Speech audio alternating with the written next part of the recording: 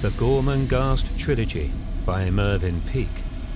Book 1, Titus Groan. The Burning, Part 2.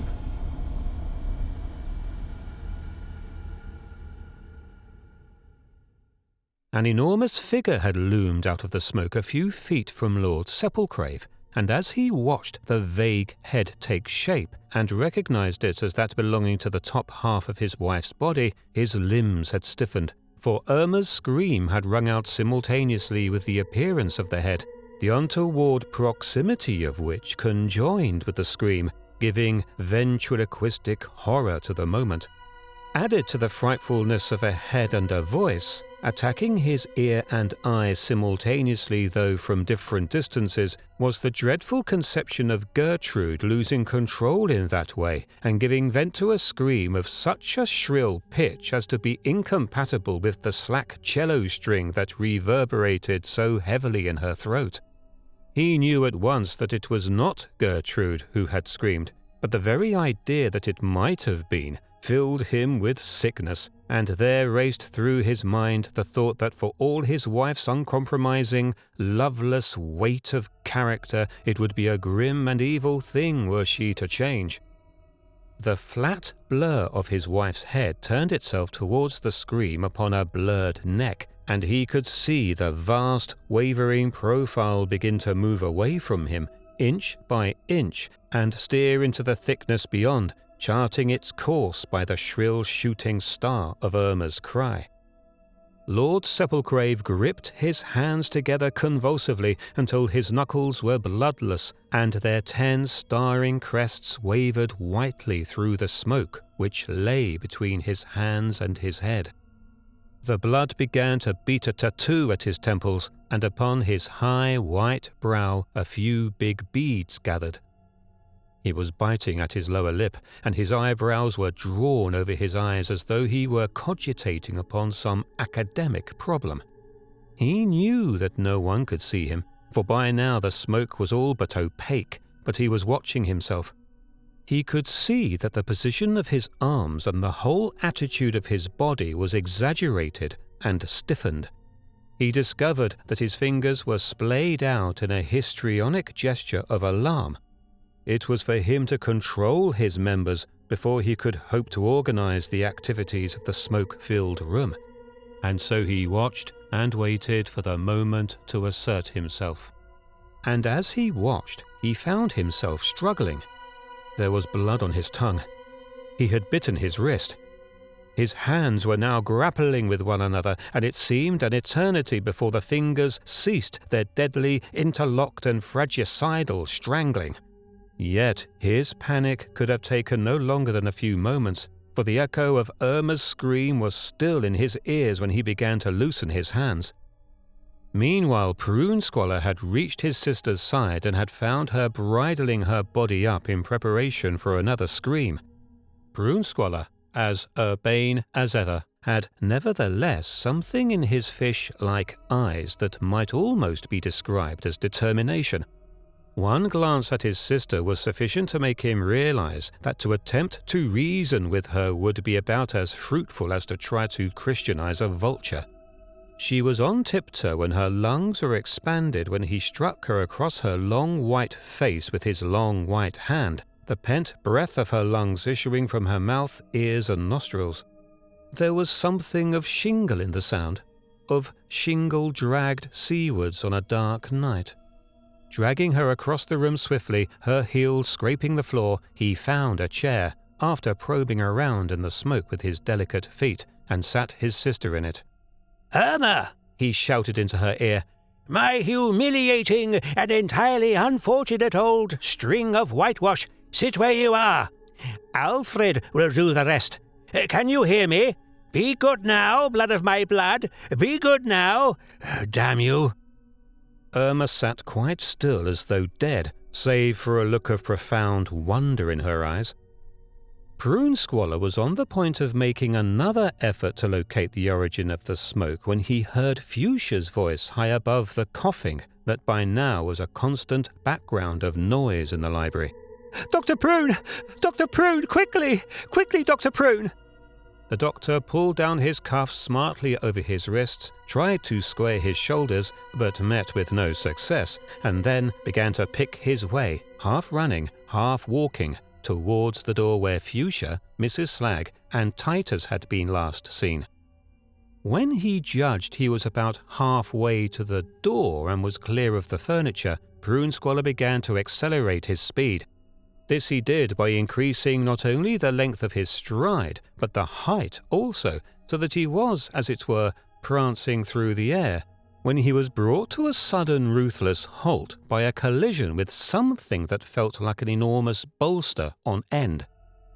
When he had drawn his face away from the tallow-smelling draperies that seemed to hang about him like curtains, he stretched out his hand tentatively and shuddered to feel it come in contact with large fingers. "Squalor?" came the enormous voice.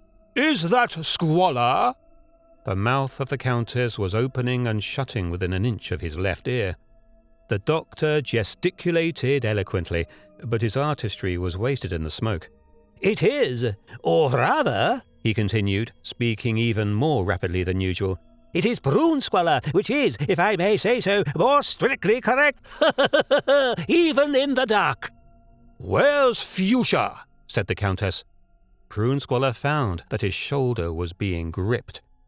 "By the door," said the doctor, longing to free himself from the weight of her ladyship's hand, and wondering, even in the middle of the coughing and the darkness, what on earth the material that fitted around his shoulders so elegantly would look like when the Countess had finished with it. "I was on the point of finding her when we met. Met, as it were, so palpably, so inevitably." "Quiet, man, quiet," said Lady Gertrude, loosening her grasp. "Find her for me. Bring her here, and smash a window, Squalor, smash a window." The doctor was gone from her in a flash, and when he judged himself to be a few feet from the door, "Are you there, Fuchsia?" he trilled. Fuchsia was just below him, and he was startled to hear her voice come up jerkily through the smoke. "She's ill, very ill. Quick, Dr. Prune, quick, do something for her." The doctor felt his knees being clutched. "She's down here, Dr. Prune. I'm holding her." Prune Squalor hitched up his trousers and knelt down at once. There seemed to be more vibration in the atmosphere in this part of the room, more than could be accounted for by any modicum of air that might have been entering through the keyhole. The coughing was dreadful to hear. Fuchsia's was heavy and breathless, but the thin, weak and ceaseless coughing of Mrs. Slag gave the doctor the more concern. He felt for the old nurse and found her in Fuchsia's lap. Slipping his hand across her little chicken bosom, he found that her heart was the merest flutter. To his left in the darkness there was a mouldy smell, and then the driest series of brick dust coughs he had ever heard revealed the proximity of Flay, who was fanning the air mechanically with a large book he had clawed out of a nearby shelf. The fissure left in the row of hidden books had filled immediately with the coiling smoke, a tall, narrow niche of choking darkness, a ghastly gap in a row of leather wisdom teeth. "Flay," said the doctor. "Can you hear me, Flay? Where is the largest window in the room, my man? Quickly now, where is it?" "North wall," said Flay. "High up." "Go and shatter it at once, at once." "No balcony there," said Flay. "Can't reach." "Don't argue. Use what you've got in that head of yours. You know the room. Find a missile, my good Flay. Find a missile and break the window. Some oxygen for Mrs. Slag, don't you think so? By all the zephyrs, yes. Go and help him, Fuchsia. Find where the window is and break it, even if you have to throw armor at it. And don't be alarmed. Smoke, you know, is only smoke. It's not composed of crocodiles, dear no, nothing so tropical. Hurry now, break the window somehow, and let the evening pour itself in, and I will see to dear Mrs. Slag and Titus. Oh dear, yes." Flay gripped Fuchsia's arm, and they moved away into the darkness. Prune Squalor did what he could to help Mrs. Slag, more by way of assuring her that it would be over in a brace of shakes than through anything scientific. He saw that Titus was able to breathe, although wrapped up very tightly. Then he sat on his heels and turned his head, for an idea had struck him. "Fuchsia," he shouted, "find your father and ask him to sling his jade cane at the window." Lord Sepulcrave, who had just fought down another panic and had nearly bitten his lip in half, spoke in a wonderfully controlled voice immediately after the doctor had finished piping his message. "Where are you, Flay?" he said. "I'm here," said Flay from a few feet behind him. "Come to the table."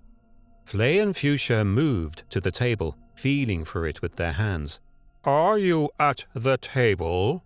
"Yes, father," said Fuchsia. "We're both here." "Is that you, Fuchsia?" said a new voice.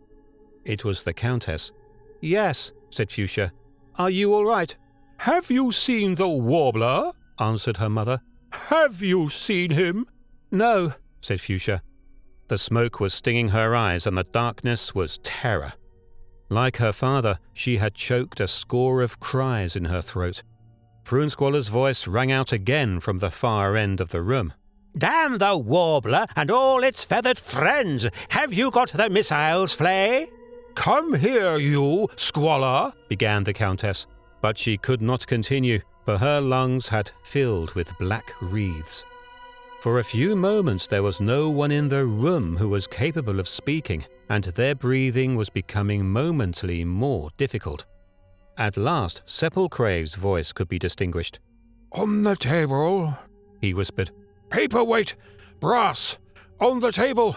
Quick, Flay, Fuchsia, feel for it. Have you found it? Paperweight, brass." Fuchsia's hands came across the heavy object almost at once, and as they did so the room was lit up with a tongue of flame that sprang into the air among the books on the right of the unused door. It died almost at once, withdrawing itself like the tongue of an adder, but a moment later it shot forth again and climbed in a crimson spiral, curling from left to right as it licked its way across the gilded and studded spines of Sepulcrave's volumes. This time it did not die away, but gripped the leather with its myriad flickering tentacles while the names of the books shone out in ephemeral glory. They were never forgotten by Fuchsia, those first few vivid tides that seemed to be advertising their own deaths. For a few moments there was a deadly silence, and then, with a hoarse cry, Flay began to run towards the shelves on the left of the main door. The firelight had lit up a bundle on the floor, and it was not until Flay had picked it up and had carried it to the table that the others were reminded, with horror, of the forgotten octogenarian, for the bundle was sourdust. For some time it was difficult for the doctor to decide whether he was alive or not. While Prune Squalor was attempting to revive the old man's breathing as he lay in his crimson rags upon the marble table, Sepulcrave, Fuchsia, and Flay took up positions beneath the window, which could be seen with ever-growing clarity. Sepulcrave was the first to fling the brass paperweight, but his effort was pitiable. Final proof, if any were needed, that he was no man of action, and that his life had not been misspent among his books. Flay was the next to try his skill. Although having the advantage of his height, he was no more successful than his lordship, on account of a superabundance of calcium deposit in his elbow joints. While this was going on, Fuchsia had begun to climb up the bookshelves, which reached upwards to within about 5 feet of the window. As she climbed laboriously, her eyes streaming and her heart beating wildly, she scooped the books to the ground in order to find purchase for her hands and feet. It was a difficult climb, the ascent being vertical and the polished shelves too slippery to grip with any certainty. The Countess had climbed to the balcony, where she had found the wood warbler fluttering wildly in a dark corner. Plucking out a strand of her dark red hair, she had bound the bird's wings carefully to its sides, and then, after laying its pulsing breast against her cheek, had slipped it between her own neck and the neck of her dress, and allowed it to slide into the capacious midnight regions of her bosom, where it lay quiescent between great breasts, thinking, no doubt, when it had recovered from the terror of the flames, that here, if anywhere, was the nest of nests, softer than moss, inviolate, and warm with drowsy blood. When Prune Squalor had ascertained beyond doubt that Sourdust was dead, he lifted one of the loose ends of the crimson sacking that straddled across the marble table from the ancient's shoulders and laid it across the old man's eyes. Then he peered over his shoulders at the flames. They had spread in area and now covered about a quarter of the east wall. The heat was fast becoming insufferable. His next glance was directed to the door that had so mysteriously become locked, and he saw that Nanny Slag, with Titus in her arms, was crouching immediately before the keyhole, the only possible place for them. If the only window could be broken and some form of erection constructed below it, it was just possible that they could climb out in time, though how in heaven's name they were to descend on the far side was another matter. A rope, perhaps. But where was a rope to be found? And for that matter, what could the erection be constructed with? Prune Squalor peered around the room in an effort to catch sight of anything that might be used. He noticed that Irma was full length on the floor and twitching like a section of conger eel that has been chopped off but which still has ideas of its own. Her beautiful, tightly fitting skirt had become rucked up around her thighs. Her manicured nails were scratching convulsively at the floorboards. "Let her twitch," he said to himself quickly. "We can deal with her later, poor thing." Then he turned his eyes again to Fuchsia, who was by now very near the top of the bookcase and was reaching down precariously for her father's rod with the knob of black jade. "Keep steady, my Fuchsia child." Fuchsia dimly heard the doctor's voice come up to her from below. For a moment, everything swam before her eyes, and her right hand, which gripped the slippery shelf, was shaking. Slowly, her eyes cleared.